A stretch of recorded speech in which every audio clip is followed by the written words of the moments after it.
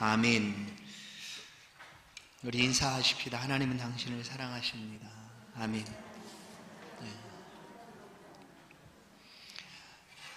오늘 세상 속의 성도라는 제목으로 말씀을 함께 나누겠습니다. 성도가 있어야 할 자리가 어디일까? 물론 우리는 너무나 잘 압니다. 하나님 앞이 바로 그 자리입니다. 오늘 우리가 하나님 앞에 예비하고 하나님 앞에서 하나님을 섬기는 바로 이곳이 우리가 있어야 될 자리입니다. 그러나 하나님은 이곳에만 계시는 분이 아니십니다. 하나님은 어디에서나 계시는 분이십니다. 성도가 살아가는 세상 속의 삶의 자리, 그곳에도 하나님은 함께하고 계십니다. 성도가 머물러 있는 모든 장소에 하나님이 함께하고 계십니다. 곧 성도가 살아가고 있는 세상 속에도 하나님은 함께하고 계십니다. 성도가 살아가야 되는 세상은 성도의 섬김과 수고와 사랑, 희생, 봉사를 잘 기억하지 않습니다. 그래도 세상 속에서 성도는 살아가야 합니다. 내가 구원을 받은 것인데 나는 세상에서 벗어나서 하나님의 말씀과 하나님 나라와 영광을 위하여 살고자 구원받았는데 왜 나로 하여금 또다시 세상에 살아가라 말하는가? 혹시 이렇게 여기시는 분이 계시다면 오늘 말씀 속에서 우리는 깊은 하나님의 은혜를 함께 생각해 보아야 합니다. 지난 주일 바울 사도는 자기가 살아가는 모든 삶이 너무나 중요하다라는 것을 직접 보여주었습니다. 성도로 사는 모든 삶은 중요하거나 하찮거나 사소한 것으로 나눌 수 없다는 거죠. 성도의 모든 삶은 중요합니다. 그래서 그가 전하는 그 복음이 오해되거나 하찮은 것이 되지 않도록 하기 위하여 사람들이 사소하다 여기는 그것까지도 열심을 다해 최선을 다했던 바울의 모습을 보았습니다. 그래서 우리는 매일매일의 일상을 살면서 어떻게 살아가야 되는지 훈련하고 연습함이 필요합니다. 나는 세상과 담을 쌓았어. 세상은 나와 상관없어. 세상이 어찌 되든지 나는 관심도 없어. 나는 예수 믿고 천국에 갈 것이고 이 세상은 망하고 없어질 것인데 내가 왜 세상에 관심을 두어야 하는가? 라고 여기신다면 오늘 말씀을 함께 들으십시다. 이 말씀 속에 하나님이 주신 은혜를 함께 누릴 수 있는 그런 귀한 시간 되기를 바랍니다. 오늘 본문을 보시면 바울 사도는 예루살렘에 올라왔습니다. 그리고 이제 예수 믿는 유대인들이 문제를 제기하죠. 우리도 예수를 믿지만 저 바울이 아무래도 율법을 배반하고 율법의 가르침들을 제대로 가르치려고 하지 않는다 하는 그런 문제가 일어나자 바울이 율법에 기록된 종교적인 행위를 행하게 됩니다. 그게 결례였죠. 종교적인 행위를 바울이 성전에서 행하게 됩니다. 그것을 통하여 나는 율법을 배반치도 않고 율법에 기록된 말씀들을 버리는 사람도 아니다라는 것을 보여주었습니다. 이제 예수를 믿는 유대인들의 문제는 좀 잠잠해졌는데 문제는 원래 예수를 믿지 않는 유대인들이었습니다. 이 바울과 예수 믿지 않는 유대인들의 관계는 아주 어려운 관계였죠. 바울이 이방에서 복음을 전할 때 그 유대인들은 쫓아다니면서 바울의 길을 막았습니다. 바울을 괴롭혔습니다. 비방하고 핍박하고 어려움을 가져다 주었습니다.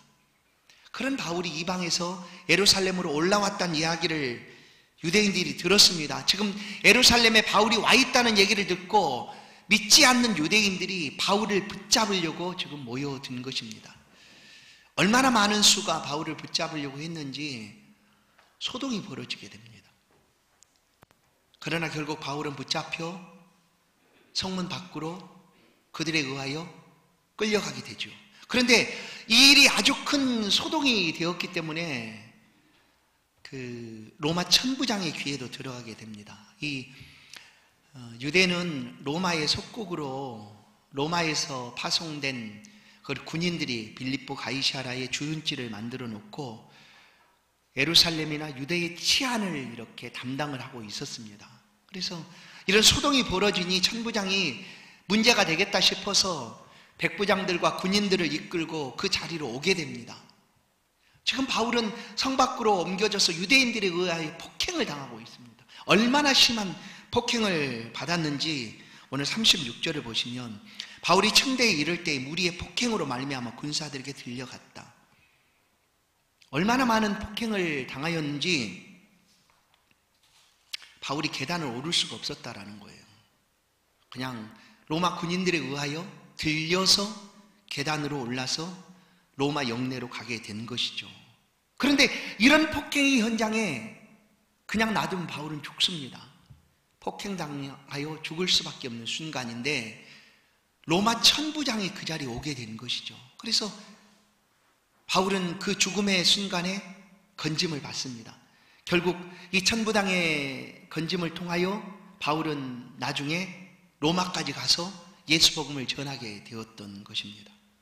그러면 이 천부장은 내가 들어보니까 바울이란 사람은 정말 대단한 사람이라고 하는데 이 사람을 건져내야 되겠다.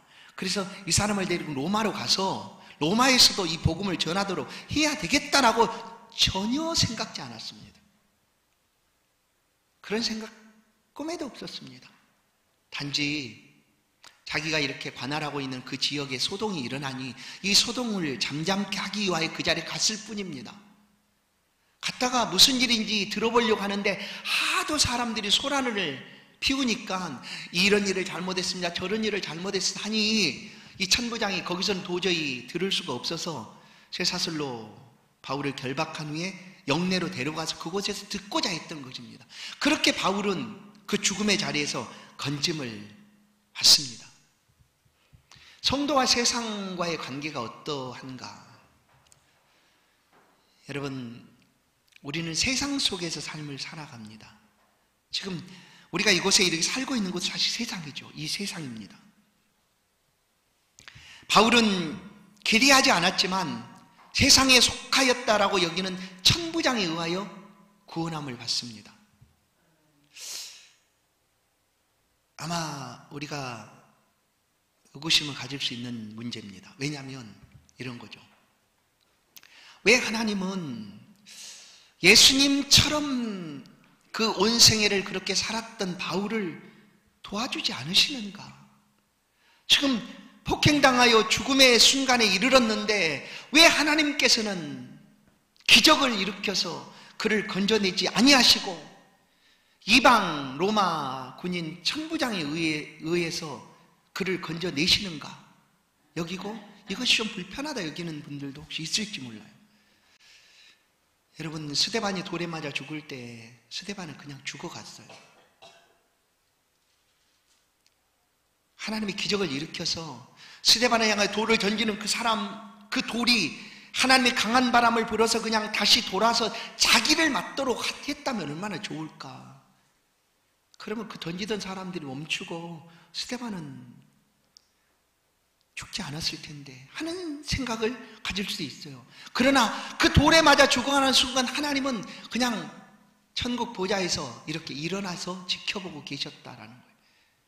하나님 보좌 우편에 서신 것을 내가 보노라, 예수께서 보노라 라고 스데반은 돌에 맞아 죽어갑니다. 왜 하나님이 그 백성들이 이렇게 고통당하는데 그냥 지켜만 보고 계실까? 세상 속의 성도의 삶은 이해할 수 없는 일들을 많이 만나기도 합니다. 가장 위대하시고 높으신 하나님을 섬기며 살아가는데도 그 위대하고 높으신 하나님의 능력이 우리가 살아가는 세상 속에서 나는 느끼지 못하는 것으로 다가올 때도 있습니다. 정작 내가 너무나 힘들고 어려울 때 하나님이 좀 기적을 베푸시면 얼마나 좋을까? 그럼 내가 정말 살만할 텐데 여길 수도 있습니다. 그러나 그렇지 않은 일들이 너무나 많죠. 세상은, 우리가 살아가는 세상은 우리가 기대하는 대로 움직여지지 않습니다.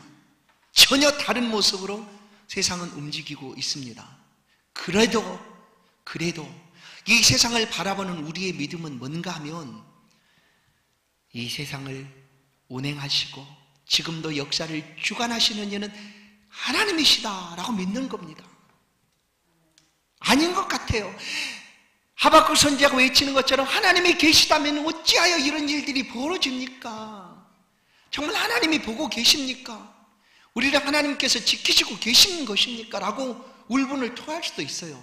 그럼에도 불구하고 이 세계는, 이 세상은, 이 모든 역사는 하나님이 주관하고 계시다라는 것을 믿는 것이 우리의 믿음이다라는 거예요. 그래서 우리가 세상을 향하여 나는 관심 없어, 도무지 나는 세상 일에는 상관도 없어, 어차피 세상은 뭐 망하게 될 것이고 세상이 어떻게 되든지 나는 이미 예수 믿어 구원 얻었으니까 그것으로 되는 거야 라고 생각한다면 착각입니다.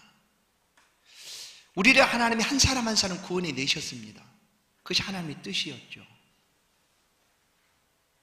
우리를 구원하여 내심처럼 하나님이 이 세상을 향하여 가지신 생각도 이와 같다라는 거예요. 지금 보기는 그냥 하나님의 심판으로 잿더미 돼도 마땅치 않다, 당연하다라고 여기는 세상일지 몰라도 하나님은 마침내 이 세상이 회복되기를 원하시고 있다라는 것입니다. 왜 그런가를 보십시오. 이 세상은 하나님의 창조물입니다. 그것도 너무나 아름답게 하나님이 만드셨습니다. 그러나 사람이 범죄함으로 이 세상은 망가졌습니다.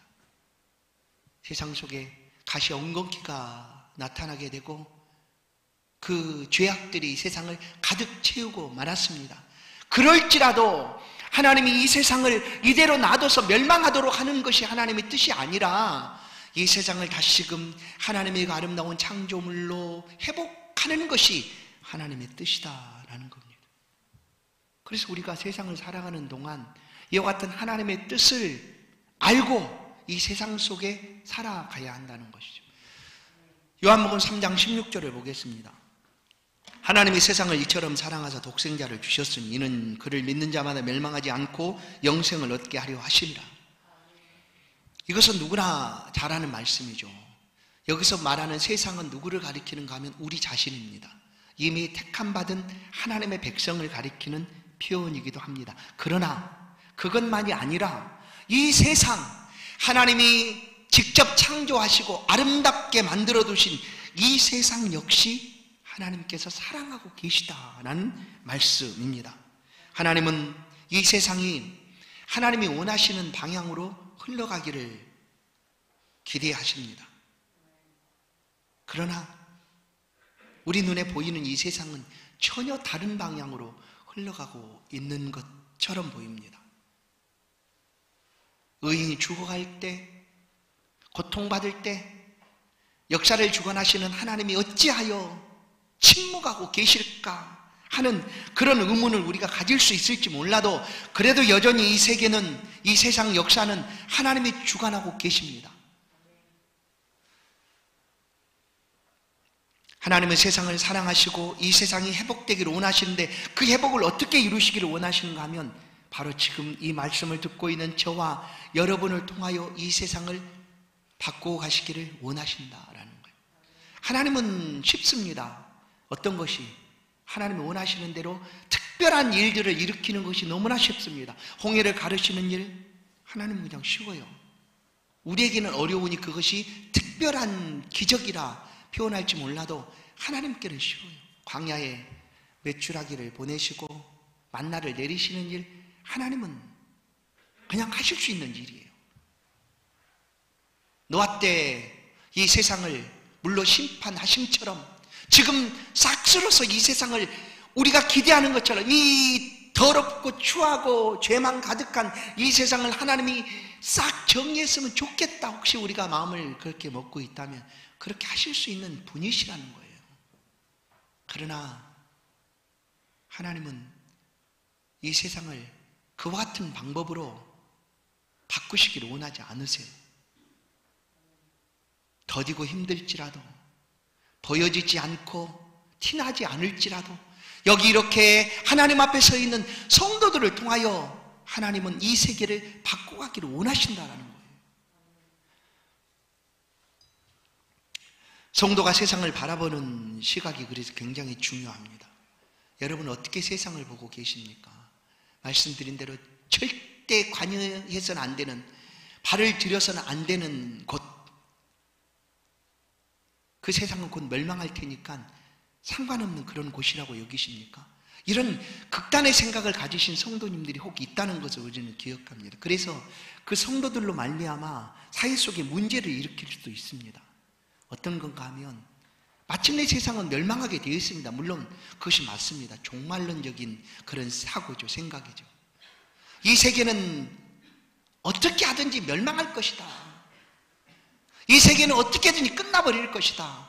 하나님의 심판으로 사라지고 없어질 것이다 라고 여겨서 세상 속에 있는 그 어떤 것도 가치를 두지 않고 세상에 행하는 그 어떤 것도 관심조차 없는 것이죠. 이거 굉장히 극단적인 생각입니다.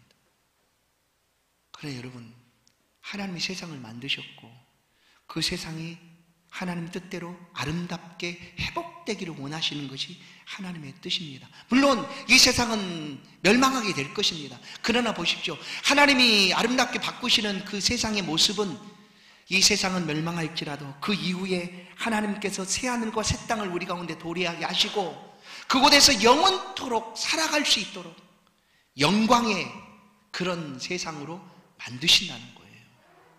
세상은 혹시 그렇게 여길지 몰라도 우리는 최소한 이 세상은 쓸모없고 관심조차 없고 어차피 멸망할 세상이니까 아무짝에도 소용없는 세상, 나는 이 세상과 관계가 없다라고 말해서는 안 된다는 겁니다. 하나님이 기대하시는 것처럼 우리도 세상을 바라볼 때 바꿔가야 될 세상이다 라고 생각하고 세상 속에서 삶을 살아가야 된다라는 거예요. 이런 극단적인 생각을 가진 사람은 어떻게 살아갈까요? 그 사람은 세상에 있는 모든 가치는 다 무시합니다. 정치, 경제, 사회, 문화, 이 세상이 그 어떤 것도 다 무시해버립니다. 그러라는 것이 아닙니다. 이 세상에 아름다운 것들도 있습니다. 그 아름다운 것들은 아름답다라고 말할 수 있는 것이 필요한 것 아니겠어요? 왜냐하면 하나님이 만들어 놓으신 것입니다. 세상 사람들은, 성도가 아닌 세상 사람들은 세상의 아름다운 하나님의 창조물들을 보고 잘못 가게 됩니다. 야, 저것이 신이구나. 저 기이하게 생긴 모습이 신이구나 하고 그 앞에 우상으로 섬기고 살아가지만 우리는 세상의 아름다운 것들을 보면 그것을 만드신 하나님을 찬송하게 된다는 거죠. 다윗처럼 우리는 그렇게 할 수 있어야 합니다. 좋은 것을 보고 이 만드신 하나님 어찌하여 이렇게 아름답게 만드셨습니까? 제가 알고 있는 어떤 사람은 세상에 있는 그 어떤 것도 상관이 없어요. 그냥 세상에 좋은 것들 나는 아무 의미 없고 그냥 오직 주만 내게는 중요하다. 물론 그 말이 틀린 것은 아닙니다. 그래서 하나님의 만들어 놓으신 그 아름다운 것들을 가서 여행하는 거 싫어합니다. 그거 다 쓸데없는 것인데 뭐 그거 갈 필요가 뭐 있어, 이런 거죠. 저는 아직 뭐 여행을 가본 장소가 그렇게 많지 않지만 들은 대로 하면 저는 다 보고 싶어요, 솔직히. 빅토리아 폭포도 보고 싶고요, 나이아가라 폭포도 보고 싶고요, 할 수 있다면 달나라도 가보고 싶고, 화성도 요즘 막 개발한다고 하는데 화성에도 가고 싶고 다 가고 싶어요. 왜냐? 하나님 만들어 놓으신 그 아름다운 것들을 보고 싶은 것이 당연한 것 아니겠습니까? 누구처럼? 다윗처럼입니다. 시편 8편 1절을 보십시오. 다윗의 고백입니다. 여호와 우리 주여, 주의 이름이 온 땅에 어찌 그리 아름다운지요. 여러분, 세상을 바라보고 이렇게 고백해 본 적이 성도 여러분 있으십니까? 여호와 우리 주여 어찌 그리 아름다운지요 하고 하늘의 별을 보면서 세상의 아름다운 자연 만물들을 바라보면서 이렇게 노래해 본 적이 있습니까? 다윗은 그의 눈에 보는 모든 세상이 이렇게 아름답게 보였습니다. 아름답게. 그리고 그 아름다움을 높이며 찬양하고 하나님 앞에 영광을 돌려드렸습니다. 왜냐하면 세상은 하나님의 창조물이고 하나님이 정말 아름답게 만들어 놓으신 곳인데 사람의 죄악으로 말미암아 세상이 망가졌을 뿐입니다. 그러나 이 망가진 세상을 하나님 다시금 회복하기를 원하신다는 거예요. 회복. 우리의 영혼을 구원하심처럼 하나님은 이 세상을 구원하시기를 원하십니다. 아름답게 회복하기를 원하십니다. 시편 65편, 이사야 65편 17절. 보라, 내가 새 하늘과 새 땅을 창조하나니 이전 것은 기억되거나 마음에 생각나지 아니할 것이요. 여기서 완전히 새로운 것이 아니라 이미 있던 것 가운데 새 하늘과 새 땅입니다. 베드로후서도 말씀합니다. 3장 11절. 이 모든 것이 이렇게 풀어지리니 너희가 어떠한 사람이 되어야 마땅하냐. 거룩한 행실과 경건함으로 하나님의 날이 임하기를 바라보고 간절히 사모하라. 그날에 하늘이 불에 타서 풀어지고 물질이 뜨거운 불에 녹아지려니와 우리는 그의 약속대로 의가 있는 곳인 새하늘과 새 땅을 바라보도다. 우리가 세상을 향하여 어떻게 관심을 가져야 하는가를 보여줍니다. 여러분, 하나님이 이 세상을 그러면 바꿔가시는 방법이 뭘까요? 말씀드리는데 하나님 기적을 일으키면 너무나 쉬워요. 근데 하나님은 그렇게 안 하신다는 거예요. 하나님께서 그렇게 쉽게 하실 수 있는 그런 방법을 사용하지 않아요. 오늘날 그 사회 속에서 문제가 되고 있는 일들이 이런 거 아닙니까? 아빠 찬스, 엄마 찬스 뭐 이렇게 표현을 하더라고요. 똑같은 사람으로 똑같이 같은 방법을 통해서 가야 되는데 누군가는 아주 특별한 방법으로 찬스를 쓰는 거죠. 그런데 보십시오. 하나님께서 이 세계를 움직여가는 방법이 기적이라고 하십시오. 기적. 우리에게는 기적이지만 하나님께는 그 기적은 너무나 쉬운 거거든요. 근데 사실 이 기적이라는 것은 아주 특별한 일입니다. 특별한 일. 그렇지 않아요? 특별한 일. 하나님께 특별하게 역사하시는 거예요. 그런 방법으로 이 세상을 바꿔가시지 않는다는 거예요. 바꾸시는 방법은 바로 오늘 저와 여러분의 삶입니다. 하나님의 말씀을 듣고 신앙을 가지고 세상을 바라보고 이 세상이 어떻게 변화되고 바꿔져야 되는지를 알고 있는 성도들을 통하여 하나님이 세상을 바꿔가십니다. 성도가 집에서 아침에 출근을 합니다. 아침에 딱 세상을 향하여 출근을 하죠. 나가지 않습니까? 나가서 그 회사에서 열심히 일을 하다가 저녁에 또다시 돌아옵니다. 돌아와서 집에서 쉼을 갖고 또다시 다음날 또 가는 거예요. 그것이 그냥 계속해서 반복되는데 그 성도의 삶을 통하여 하나님은 바꿔가신다는 거예요. 그런데 이 성도가 해가고 있는 수고와 섬김과 열심들의 즉각적으로 반응이 나타나는가? 전혀 안 나타날 수 있어요. 전혀. 왜냐하면 세상은 무시하기 때문에.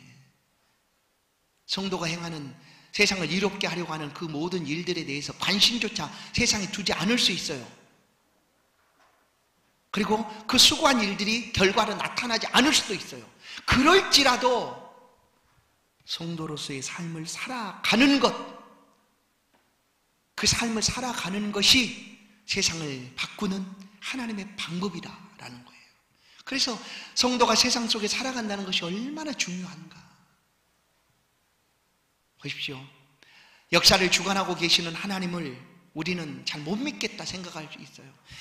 도저히 못 믿겠습니다. 왜 하나님, 그렇다면 역사를 주관한다고 계시면 왜 히틀러가 유대인들을 그렇게 학살할 때 왜 하나님 간섭하지 않으시나요? 하나님이 좀 다가오셔서 히틀러를 한번 그냥 끝내주시면 되는 거 아닙니까? 그러면 생명을 얻고 달라질 수 있지 않을 거 아닙니까? 라고 생각할지 몰라도 하나님 보십시오. 그렇게 방법을 행하지 않는다는 거예요. 그럼에도 불구하고 여전히 이 세계는 하나님께서 주장하고 계신다라는 것을 우리는 믿습니다. 오늘 본문을 보시면 바울이 죽습니다. 죽어가고 있습니다. 그런데 하나님이 그를 기적적으로 구원해주지 않았어요. 그런데 우리가 관심조차 두지 않았던, 그리고 그 스스로도 내가 이 바울을 건져내겠다 전혀 생각지도 않았던 그 천부장의 손을 통하여 바울을 건져내십니다. 그리고 그 바울의 길을 로마까지 인도하여 로마에서도 복음이 전해지게 사용하셨습니다. 이것이 하나님의 주관하시는 역사입니다. 유대인들은 이것들을 너무나 잘 알고 있어요. 왜냐하면 유대인의 역사 가운데 이방 왕이 등장을 합니다. 근데 그 왕은 유대인들이 굉장히 칭송하는 왕이 됩니다. 그가 누군가 하면 메데 바사의 고레스라는 왕입니다. 고레스라는 왕이죠. 왜냐하면 이 고레스 왕을 통하여 유대인들이 다시금 포로에서 돌아오고 그리고 나라를 세우고 성전을 세우고 삶을 살아갔기 때문에 이 고레스라는 왕을 아주 중요하게 여깁니다.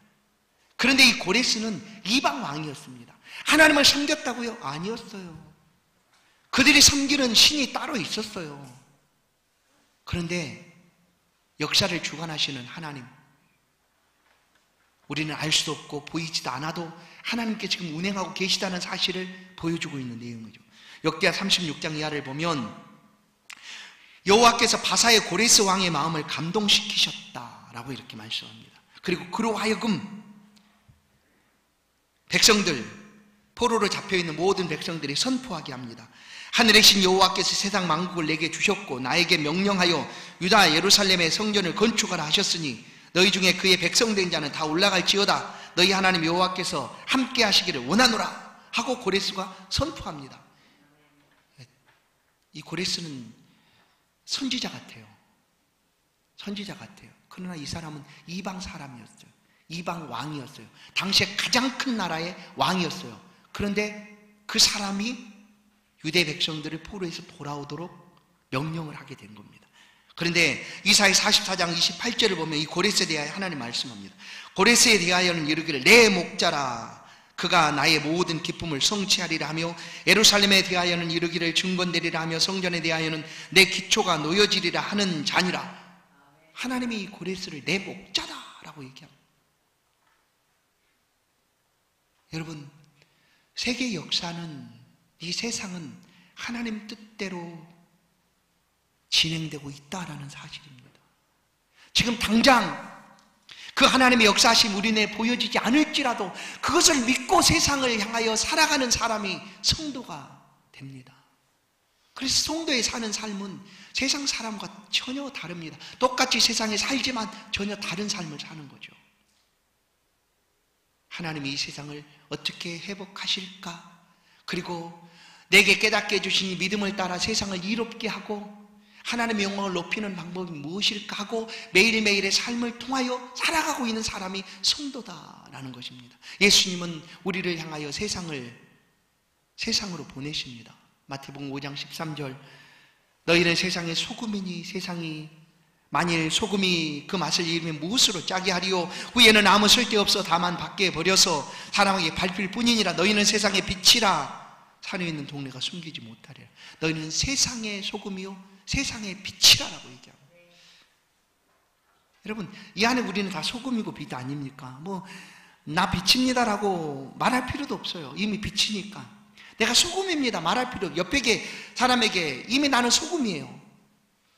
만약에 우리는 세상의 소금과 빛인데 그냥 우리끼리 소금과 빛이라고 여기고 우리끼리만 모여서 한다고 하면 아무런 의미가 없다는 거예요. 예수님은 소금이 되고 빛이 된 우리를 세상으로 보내셨어요. 세상 속에서 빛이 필요한 사람에게 빛을 비추고 세상 속에서 소금이 필요한 사람에게 소금이 되라는 것입니다. 우리가 한 주간의 삶을 되돌아보면 우리 안에서 빛의 양이 얼마나 비춰졌는지 한번 생각해 보십시오. 나를 통한 빛의 양의 크기, 범위가 얼마나 넓혀졌는지, 내 안에 있는 그리스도의 빛이 어떻게 한 주간 비춰졌는가, 그 범위와 양을 한번 측정해 보신다면 어떻게 될까요? 성도는 세상 속에 살아갑니다. 그러나 성도가 세상 속에서 어떤 취급을 받고 있는가는 우리는 너무나 잘 압니다. 성도의 눈에 세상은 골리앗같이 보입니다. 그렇지 않습니까? 그냥 아무리 해도 넘을 수 없는 벽처럼 그 세상 속에 우리는 너무나 작아 보이지도 않을 만큼 작은 그런 작은 돌멩이처럼 보일 수 있습니다. 그러나 여러분, 이 믿음을 가지고 모든 세상을 주관하신 분이 하나님이시다, 역사를 주관하신 분이 지금도 하나님이시다라고 믿고 세상을 살아가는 성도들의 삶은 너무나 작아서 보이지 않을 것 같은 그 작은 돌멩이 같을지라도 던져지면 물결이 일어납니다. 파동이 쳐서 결국 그 파동이 다윗이 됩니다.